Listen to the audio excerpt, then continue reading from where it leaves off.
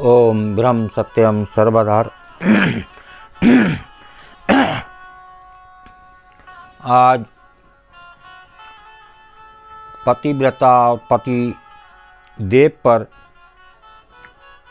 Seven करें। जिस प्रकार एक पतिव्रता का पति देव के प्रति एक विनय भाव बना रहता है और उस आठों पहर 64 घड़ी उसके प्रति उसका कोई नहीं, उस पतिव्रता का। तो आइए इसी भाव को समझते हुए एक कोशिश करें कि एक पतिव्रता अपने पति के लिए कर सकती है, तो क्या हम एक इतना काम अपने इष्ट देव परमात्मा उस प्रभु के लिए नहीं कर सकते, जो हर घड़ी वो हमारी याद में है। जहाँ भी हम जाते हैं वो हमारे साथ होता है। तो ऐसा एक भाव बनाएं तो जीवन ही ये सुंदर हो जाए। तो आइए श्रवण करते हैं पहली कबीर वाणी। 8 पहर 64 घड़ी, 8 पहर 64 घड़ी, मेरे और न कोई,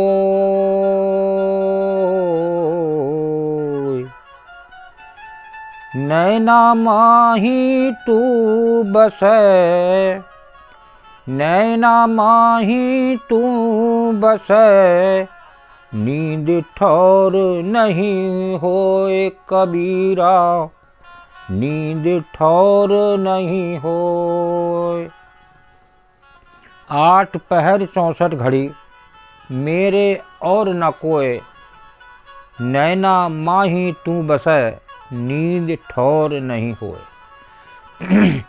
पतिव्रता अपने पति देव को और इंगित करते हुए विनय भाव से कहती है। क्या कहती है? 8 पहर 64 घड़ी, दिन रात तुम्हारे अतिरिक्त मेरा और कोई नहीं है। देखिए, इस भाव को समझें।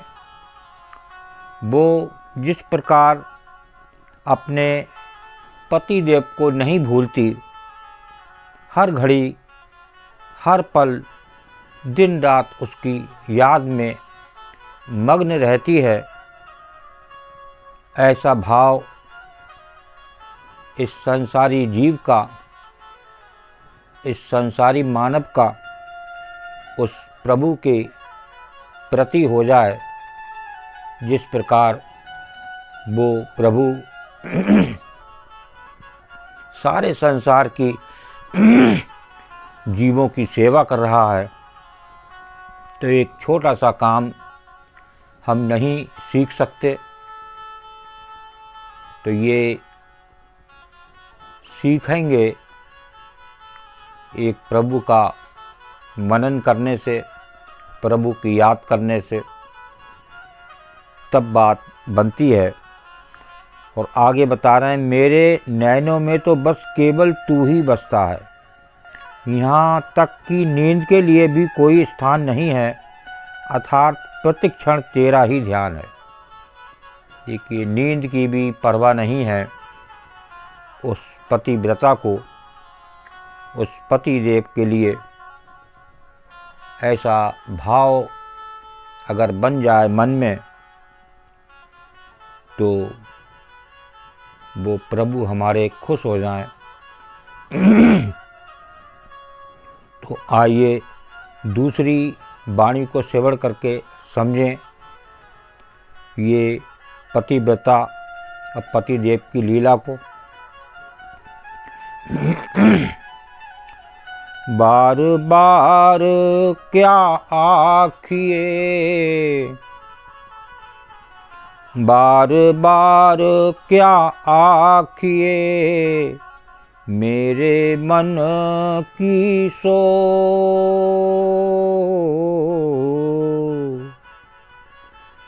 कल तो उखल होएगी, कल तो उखल होएगी, साईं और ना होए कबीरा, साईं और ना होए।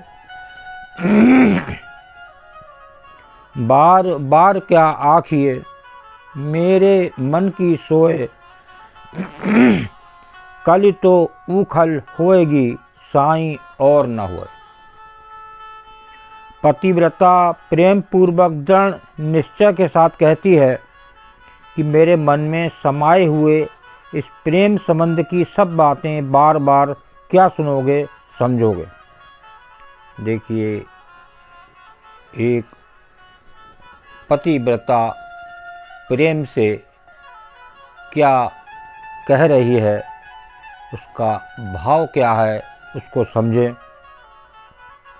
ऐसा भाव मन में उस परमेश्वर के लिए बनाएं तो ये कितनी बड़ी बात होगी, जो हर पल हमारे लिए वो इस संसार में है और हम इस संसार में ही इधर उधर लोगों के बहकावे में आकर जी रहे हैं और एक अपने लक्ष्य तक नहीं पहुंच पा रहे हैं, जो सबसे बड़ा लक्ष्य है उस प्रभु को पाना। तो पतिव्रता प्रेम पूर्वक दृढ़ निश्चय के साथ कहती है कि मेरे मन में समाये हुए इस प्रेम संबंध की सब बातें बार बार क्या सुनोगे समझोगे, अर्थात ये सब तुम्हें पता ही है। ये कली काल समय से भले ही बदल जाएगा, परंतु मेरा स्वामी कोई और नहीं होगा। देखिए, एक बार पतिव्रता का स्वामी एक ही होता है और एक ही बार होता है, बार बार वो स्वामी कोई और नहीं होगा। अब इसके अंदर क्या एक संत कबीरदास जी और क्या कहना चाह रहे हैं पति और पतिव्रता के बारे में, इसको और श्रवण करें। जिस प्रकार पतिव्रता अपने एक पति परमेश्वर की सेवा पूजा करती है तथा जीवन पर्यंत उसी के आश्रित रहती है, उसी से आशा और लगन लगाए रहती है। देखिए, ऐसी लगन उस पति परमेश्वर की सेवा पूजा तथा जीवन पर्यंत उसी के आश्रित रहती हुई उसी से आशा और लगन लगाए रहती है।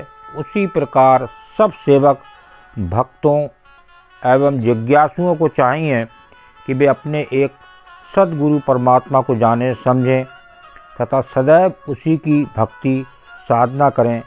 इस प्रकरण में प्रस्तुत साखियाँ आगे ऐसा ही निर्देश करती हैं, इसको ध्यानपूर्वक समझें।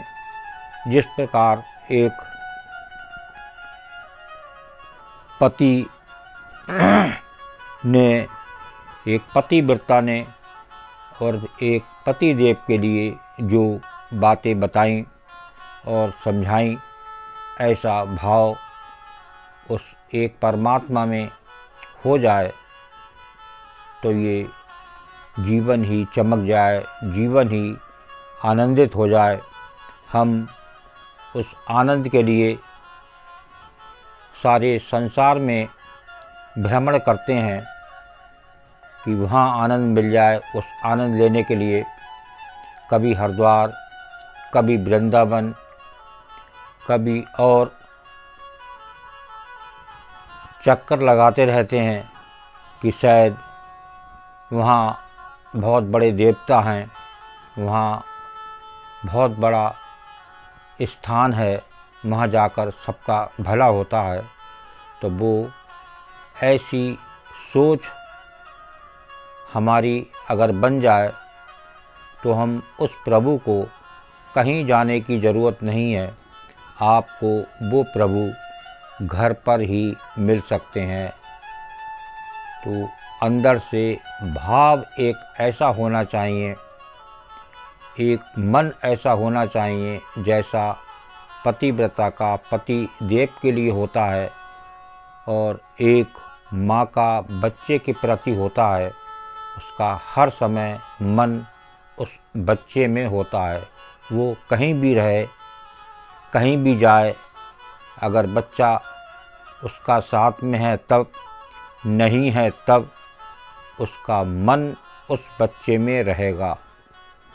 तो इस प्रकार मन आप कहीं भी रहें, इस संसार में किसी कोने में रहें, तो प्रभु आपके हर समय साथ हैं और वो ही करने वाले हैं, ऐसा भाव मन में हो और एक प्रभु के लिए हम जिए, जिसके लिए आए हैं संसार में, तो निश्चित ही हमारी जीत होगी। तो ये इस प्रकार से अपना जीवन यापन करेंगे तो आप उस प्रभु को जल्द पा सकते हैं।